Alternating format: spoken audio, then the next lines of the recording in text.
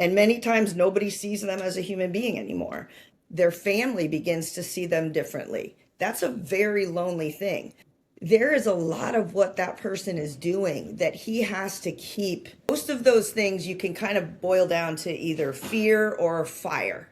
But the difference between fear and fire is the difference between winners and losers. If I just fix problems, you should really only see me a few sessions. Why do people keep coming? Because there's always new things, new challenges, new layers, new levels. So I think it just takes us to understand that we're not broken, but we can all be better. Welcome to the Builders of Authority podcast, a show committed to helping you build authority for your brand. In the realm of business and personal branding, authority stands as a cornerstone. Authority isn't built overnight, it's built over time. So join us as we build something remarkable together. And now, here's your host, Adam McChesney. Hey, what's going on, everybody? Welcome back to another episode of the Builders of Authority podcast. Today, we're going somewhere we typically don't go, but we're going to dive into the mental and emotional side of high performance, the stress, the anxiety, the psychological weight of operating at the highest level. My guest today is Dr. Erin Shannon. I came across Erin on LinkedIn and was blown away with her experience and expertise. She's a doctor of clinical psychology who spent over 15 years working with some of the highest performers on the planet, athletes across all the major sports, Olympians, plus CEOs and elite performers of every kind. And the more I learned, I thought, hey, I would love to have her on the show because I see so many parallels between the highest performing athletes and the highest performing entrepreneurs. The pressure, the grind, the ups and the downs, the mental game. Different worlds, of course, but a lot of the same stuff shows up. And it's probably the least thing that's talked about in entrepreneurship. So really excited to dive in today. Dr. Erin, thank you so much for coming on the show.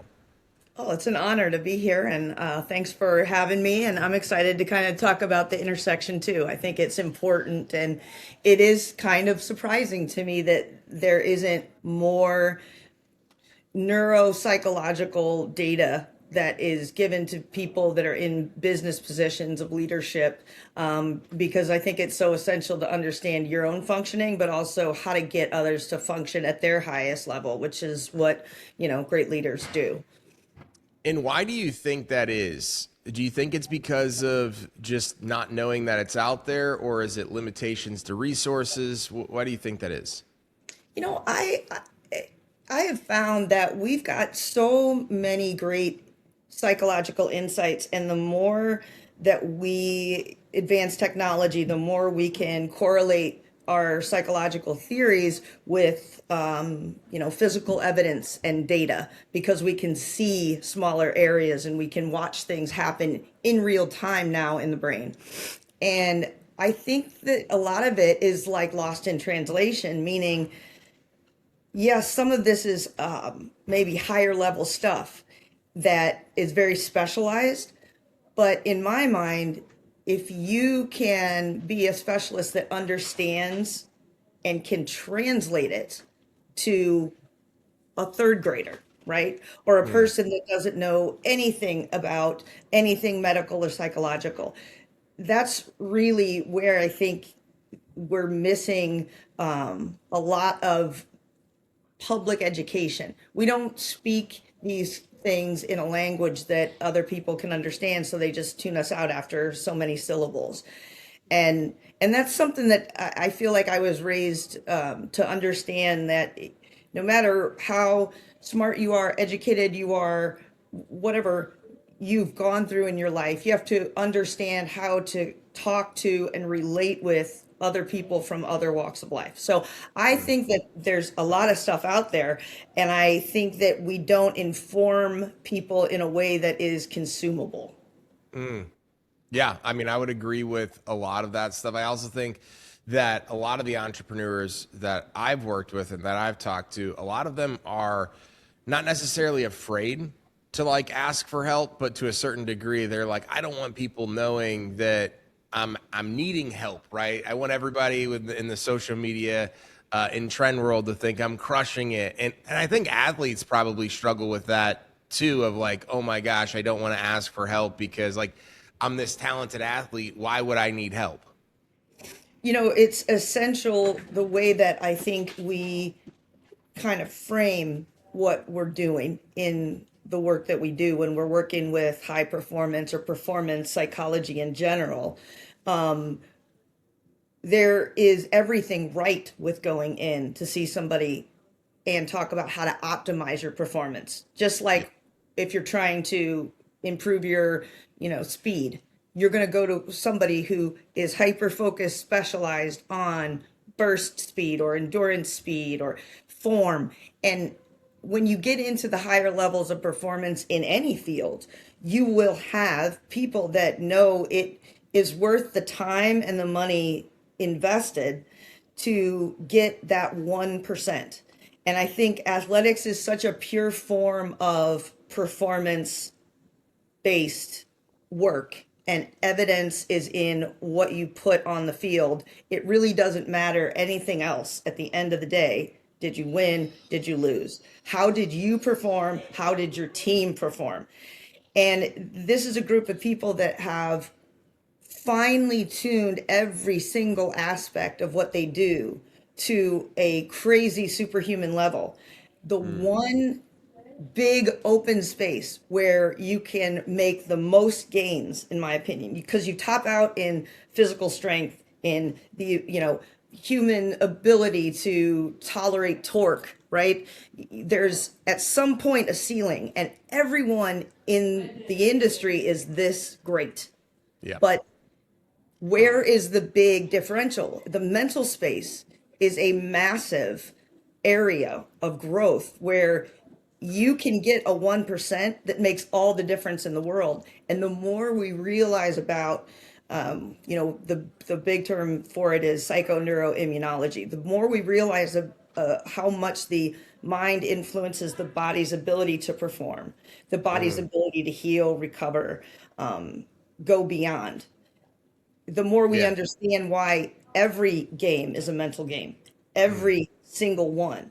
And there's I think another aspect of why it's maybe not as widely consumed is, and this is my personal opinion, I don't think that you can really rely too strongly on theory and say that every theory is going to work for every person. I have found, if you've got 32 starting quarterbacks, you've got 32 different triggers, different power areas, different weaknesses and strengths.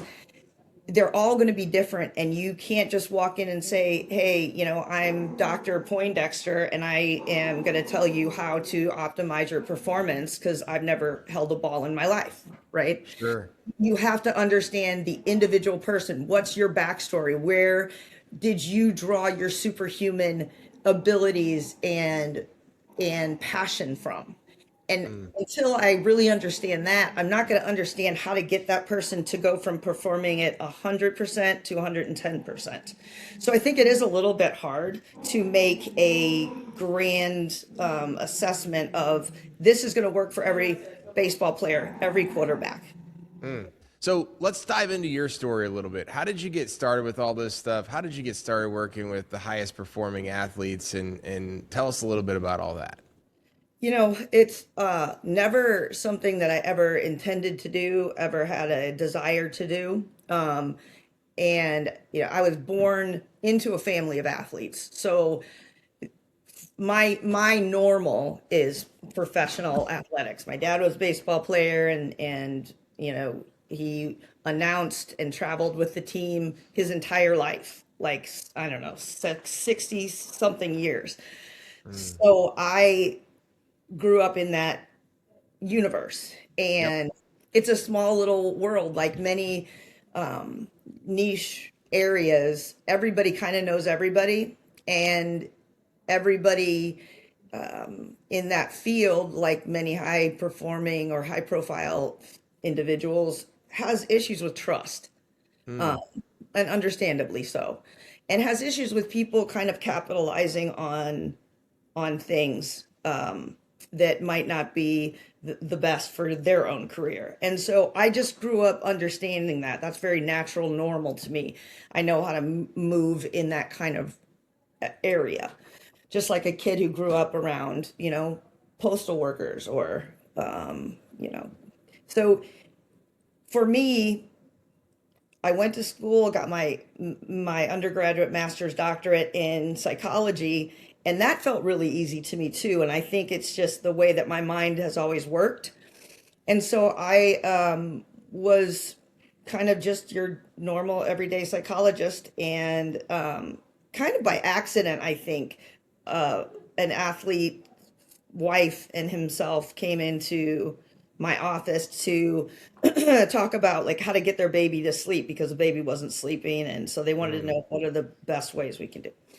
And in the process of that, they saw that I had a book in my bag that was about energy medicine. And as they're walking out from our session, the wife says, "Do you do that?" And I hadn't really started, I was learning about it, but I wasn't really comfortable doing it. Shrinks don't like put their hands on people. So energy medicine and energy psychology is like a Eastern Western mix, right? But it's physical sometimes, and you've got your hands on people. So I had not started doing that in any kind of professional way at all. And I said, no, I'm just reading on it. And she's like, yeah, you do it. She said, fix his, shoulder. I said, no, I can't. And he said, look, do it as a friend. Okay. I'll walk out of the room. I will pay you for this. We'll walk out. I'll come back in as your friend. I'm like, okay. So I literally first we shook on it. Like, you got to promise me you're not going to tell anybody. We shook. They literally walked out of the room and walked back in, and I did some energy medicine stuff on the shoulder. He pitched that night. He pitched lights out. And even though we shook on it, everybody, the next day I had phone calls from different people like, fix this, fix it. And eventually, I was at an event, and the manager of the team was there and said, you want to tell me what's going on? And I was like, not really comfortable talking about it. Yeah. Haven't even told my dad yet. Anyway, that was in August of 2011. And we were, I'm pretty sure, and we were not doing well, the St. Louis Cardinals, but we had the greatest comeback in the history of baseball, and we won. Amazing. Yeah. Then it was like trying to keep the cat in the bag for this other side of what I did was not working. And I started work with the Rams, and again, it's a small network of people. Yep. So everybody knows everything. And that's really kind of the story of how I got drugged back in to that world. I never intended to be this team sports psychologist. I didn't have everybody's jerseys on my wall and, pictures of, but it was very easy for me I felt extraordinarily comfortable. And I think that because I grew up in that world and I did feel comfortable, they felt that I felt comfortable. They felt that I didn't think, no disrespect, but I didn't think they were cool. I wasn't starstruck. I don't have that thing. Yep. And for them to be able to come into a room and know that I wasn't going to write a book about them or ask them for an autographed picture or and that I saw them as a human being, and I knew that there was an awful lot more to what was going on, and maybe they were scared, and maybe they were a lot of things that they cannot say or show out in the world. And many times nobody sees them as a human being anymore. They, even their family begins to see them differently. That's a very lonely thing. And I think that is across any high performer.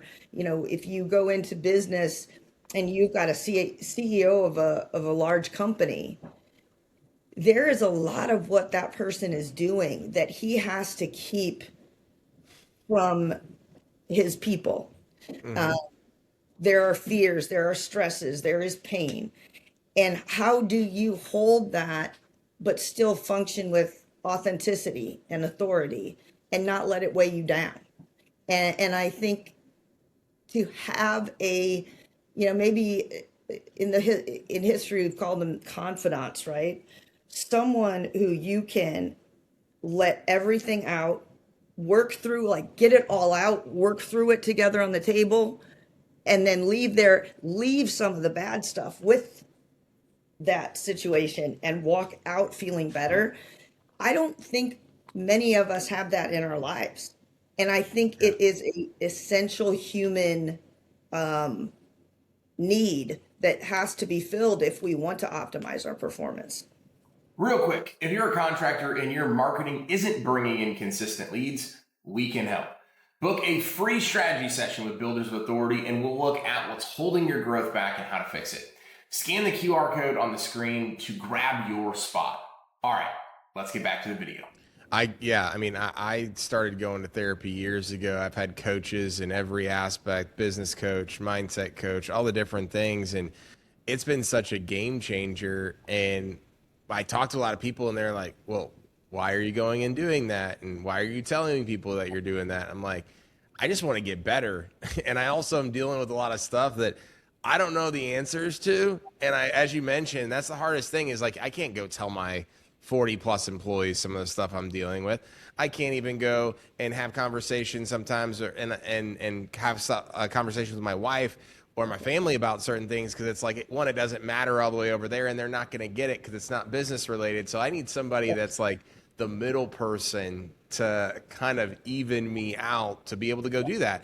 And it's not always just one person, but a lot of people struggle to say, okay, hey, I'm just going to go take the leap and see what this can do for me. Yeah, and I think that the industry that kind of boomed in the last 10 or so years of coaches, specialized coaches, filled a need because most of the time, many times, these people aren't clinical psychologists or psychiatrists, and there is a comfort level we have to say, I'm going to see my mindset coach versus I'm going to see my shrink, right? Yeah. And I really don't care what you call it. I do care that you have a deep, solid foundation of understanding. I went to 30 something years of school for that. Does everybody need to do that? I don't know.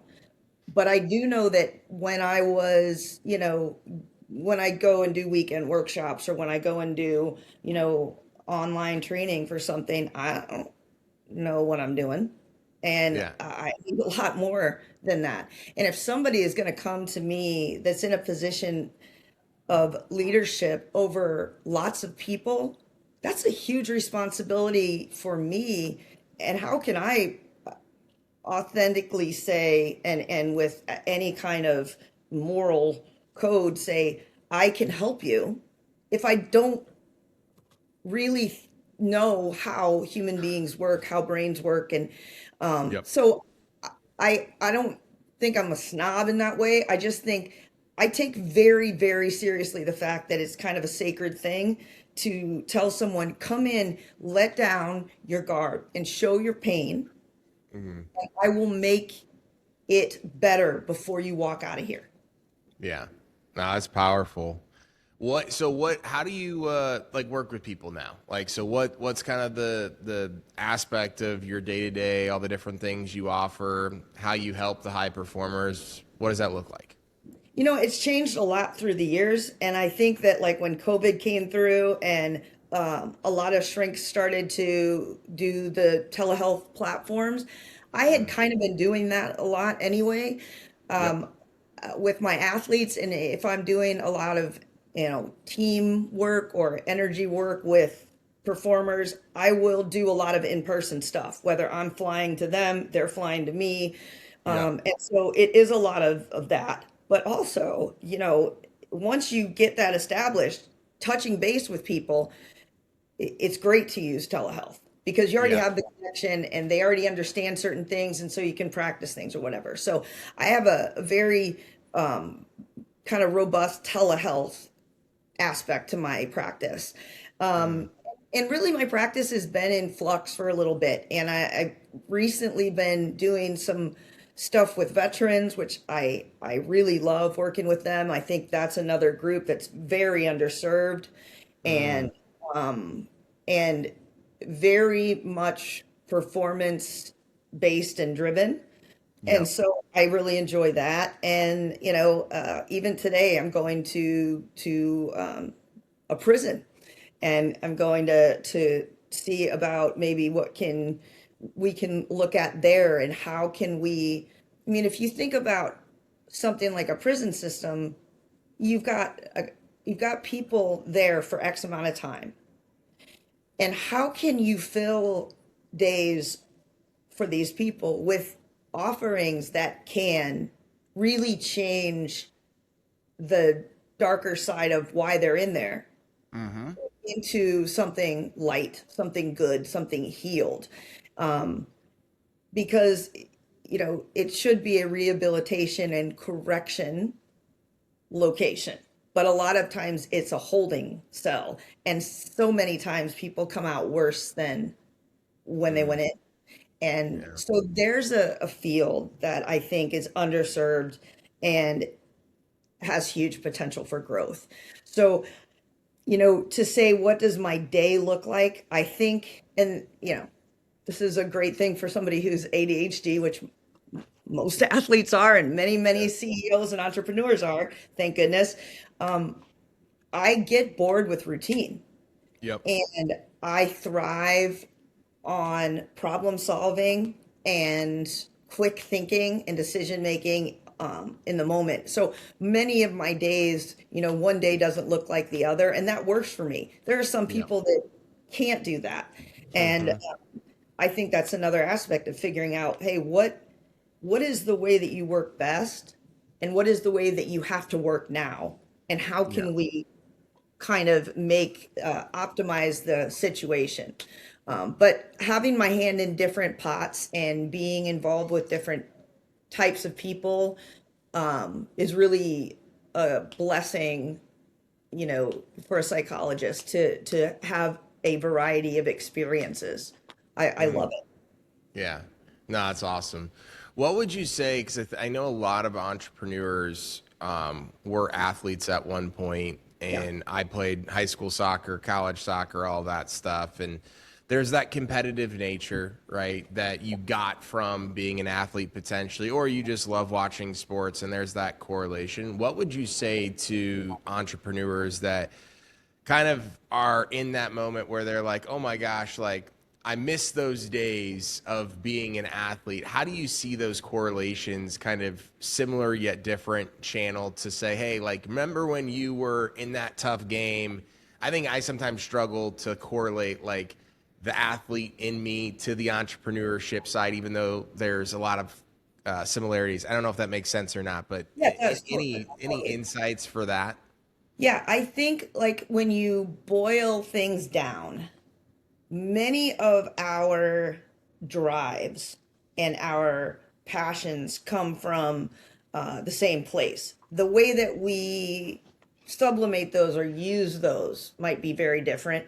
And in different stages of life, we have to adjust that. Hmm. In most of those things, you can kind of boil down to either fear or fire.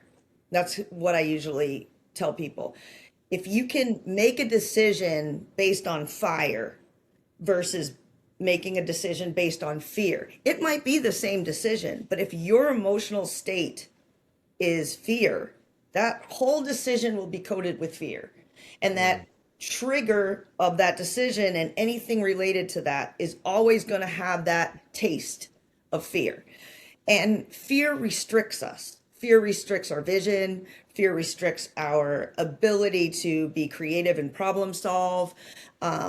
When we are in fear and making decisions from fear, all we see is fear. Yeah. All we see is problems. And we can say, well, I need to look for the positive. But it's like me telling you, don't think of a pink elephant. What do you Yeah. think of? Pink elephant. So, but it's very, very easy to convert.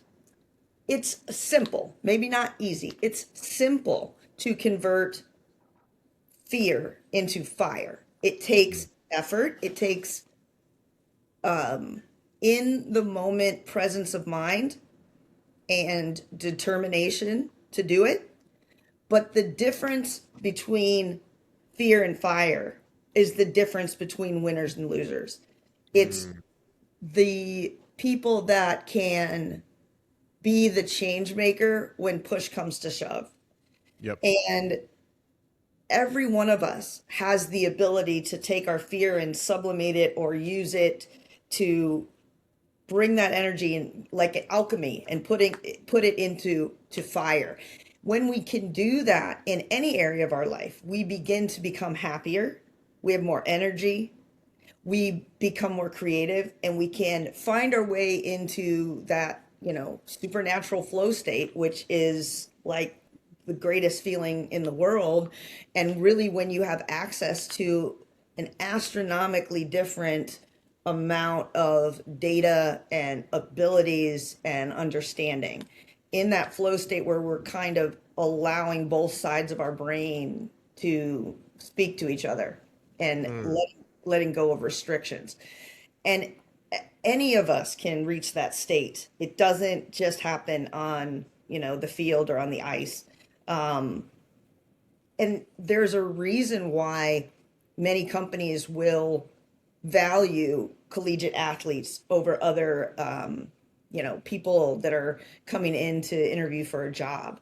And if we think about what makes someone able to get to the point of being a collegiate athlete, because people can be an athlete in high school, and we have a lot of new inclusion laws where everybody gets to play.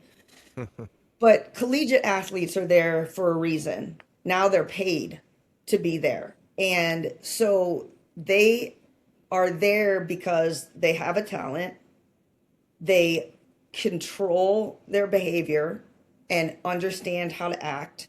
They have put in countless hours of work that was off the field in order to produce on the field. All of these qualities are essential to any company and any worker. I want somebody who isn't afraid of hard work, who understands themselves and their limits, who can come up and ask for help, who is highly coachable, who is motivated to succeed, who has a sense of pride and ownership, but also is able to be a team player.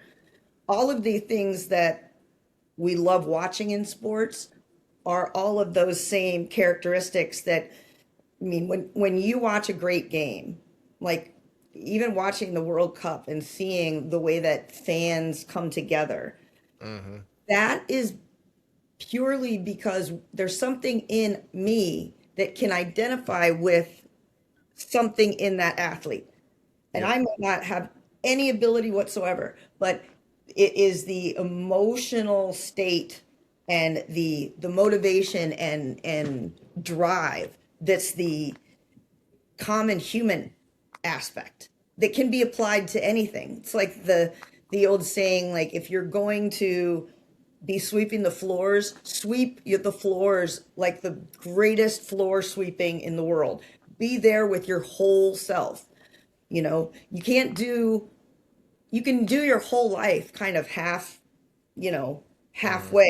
or you can do it all in. And all in all the time is a beautiful thing if you do it with fire and not fear. All in all the time will burn you out if you've got fear. Yes. Yeah. No, the burnout thing is extremely real. Yeah. And And the, the burnout thing is like a fire gone wild, right? yeah. It's like your fire needs to be contained. And if it's Yes. not contained and focused, then it's going to burn you up. Absolutely. And one of the questions I wanted to ask as well is, so obviously, a lot of people, whether they're an entrepreneur or not, they may or may not realize that they need help, where they're like, hey, I need to have somebody, like we've mentioned multiple times, that I can go to work through this stuff, lay stuff out there. You look at these high performing athletes, and a lot of them aren't just like actively raising their hand and saying, yes, I need help, I need this, or I'm seeking help and I'm seeing all that. But it's a good reminder that even the highest performers, the 1% of the 1% that a lot of us idolize or have idolized over the years because they're athletes and we enjoy watching, they're doing it. So if they're doing it, success leaves clues. And if they're doing it and their talents are way above my own or anybody else's, for the fact of the matter, why can't we also be okay in doing that? What would you say to that person that like thinks that, oh, hey, I got to be just absolutely crazy to go seek help, when it's like, no, you should be doing it consistently anyways? Yeah, I think that we should see mental health professionals as we see family doctors, right? Like, you don't go to your family doctor every day if you don't need to, but you do go to your family doctor to check in, Yeah. check my levels, see what's going on, prevent a problem. What could I do better? Tell me what I don't know. And we've got a stigma that something needs to be broken before we can go in and ask someone for assistance. I don't think there's a human being in the world that couldn't benefit from a good therapist. Yep. I think there's not only, you want somebody that's well trained and all of the things that need to be minimal, qualifications, but there's got to be a good fit. You've got to feel confident and comfortable with the person, and you've got to, at some level, enjoy it. If you don't, then it doesn't matter how smart that person is. It's not going to work. And so shop around for these people. Like, don't say you go to one shrink and you didn't like them. Well, oh, yeah, odds are you probably won't like a lot of them. So find another one. There's a ton. And there's tons online. You can sample people's style, see what fits. I think that anybody that wants to be their best and highest self 100% needs someone outside who is a specialist in human beings, human performance, the way humans work, to help them see areas of growth that are apparent, potential pitfalls, things that might be subconscious blocks. Many times people will come in with a problem, but most of the time people stay to get better. Yeah. Okay, if I just fix problems, you should really only see me a few sessions. Yeah. That's it. If I haven't helped you figure out how to fix your problem in a few sessions, what is going on? That's my opinion. Why do people keep coming? Because there's always new things, new challenges, new layers, new levels. So you get to one level and you're ready to crush the next level. So I think it just takes us to understand that we're not broken, but we can all be better. Yeah. No, I love that. That's awesome. Any last pieces of advice, maybe something that we didn't talk about or that you just want to kind of like hammer home at the end to the person listening that's like, hey, I know I have maybe something to work on, but I really truly do just want to get better. Maybe I've tried talking with someone, maybe it wasn't the right fit or whatever, but I know that I need to actually follow through on this, or anything else that you'd like to share to kind of end the episode. Yeah, no, I think that there are a lot of ways to approach a problem, and there's not just one right method. And I love the fact that there's so many different areas of psychology, and especially energy medicine and energy psychology, that can be applied without the help of a professional. Like, a lot of the things that I teach people in the session, they can do on their own at home. Yeah. And there's so many different books and techniques, things like that I use with most of my clients, EFT tapping, which is tapping on acupressure points while you say certain statements. Vagus nerve regulation. The vagus nerve helps your nervous system calm down.